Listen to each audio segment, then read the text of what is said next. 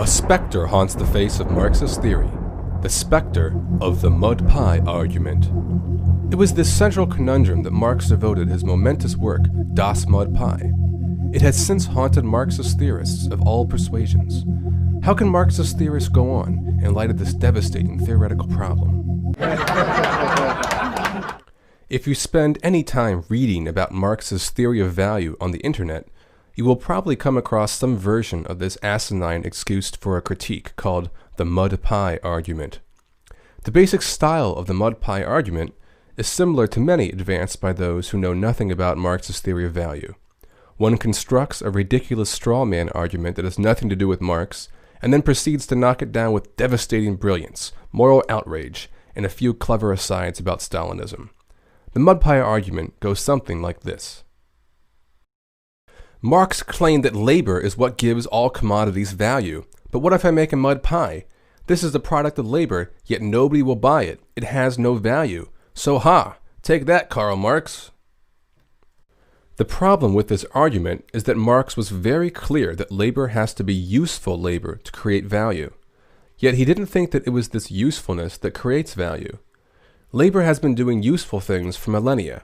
All societies are made up of useful labor.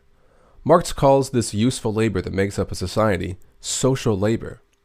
The organization of this social labor differs from society to society. In a capitalist society, this social labor is organized through commodity exchange. The products of labor are assigned market values, and the fluctuations of these values coordinate the social labor process. This is a way of organizing social labor unique to capitalism, and it has all sorts of unique properties that other forms of social labor don't have. The usefulness of labor is not what is specific to capitalism. Value is.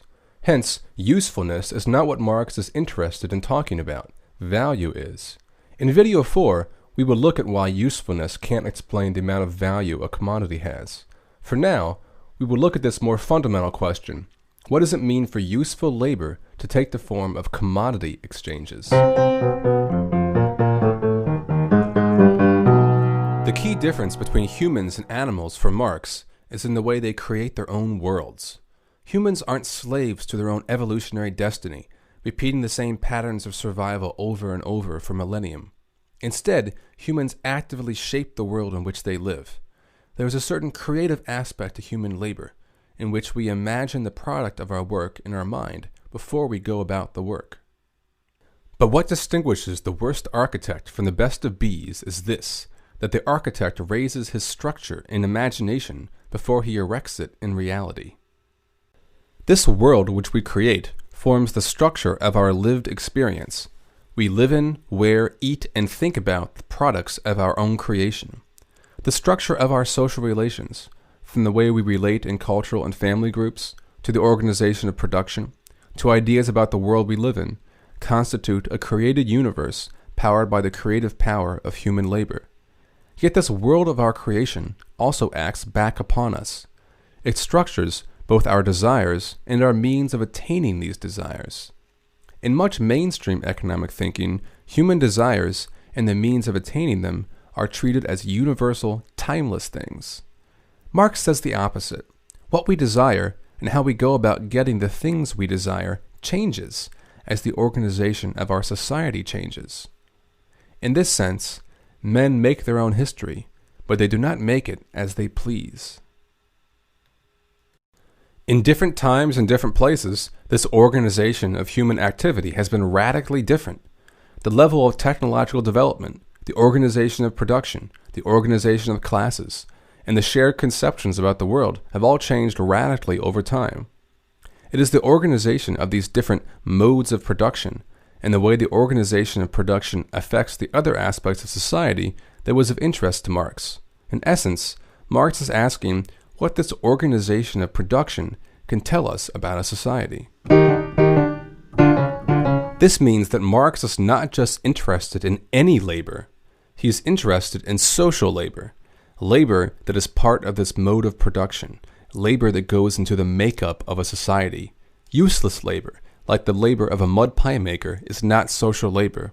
The first step, then, in looking at a particular historical mode of production, is to ask how the private labor of an individual becomes social labor in that society. If you were a medieval peasant working a plot of land with your family, you would be laboring directly for your own use.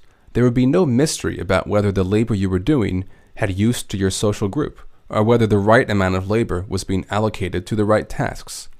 The private labor you did on your land would be directly social.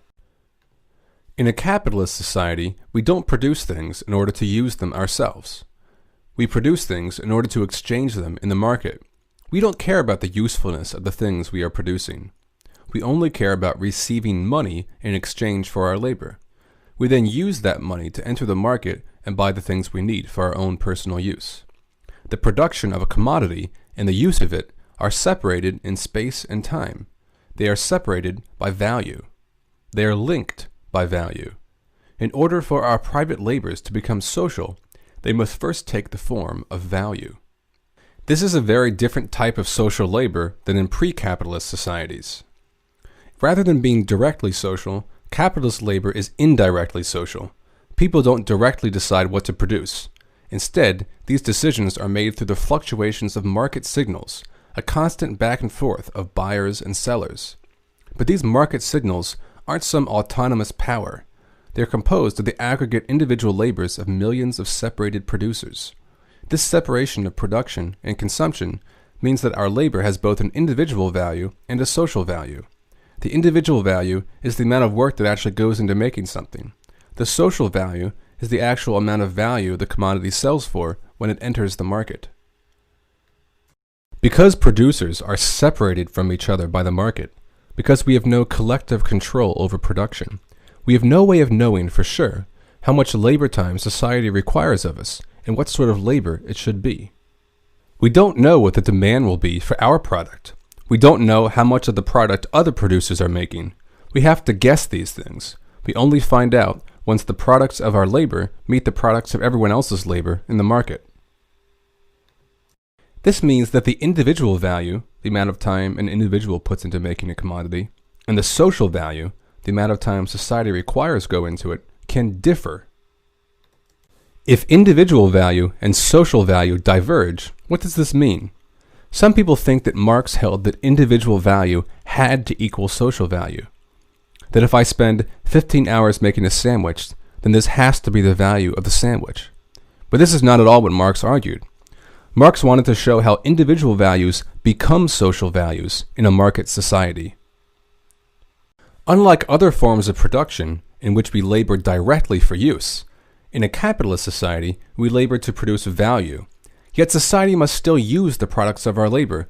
We can't all make the same thing or all make useless things. Labor must be apportioned between the right tasks in the right proportions. Value is the mechanism that does this, since value is the only connection between individual laborers. Marx sought to explain how value acted as a force for the regulation of individual labor, turning individual labor into social labor. The fact that we discover the social value of our individual labor in the market creates the illusion that it is the market itself which is creating value. We bring the objects of our labor to the market, and there they are turned into money, making it seem like the subjective decisions between buyers and sellers are what create these money prices. This is what is being insinuated by the mud pie argument, that it is the subjective valuation of the usefulness of a commodity that determines its value, not the labor that goes into it.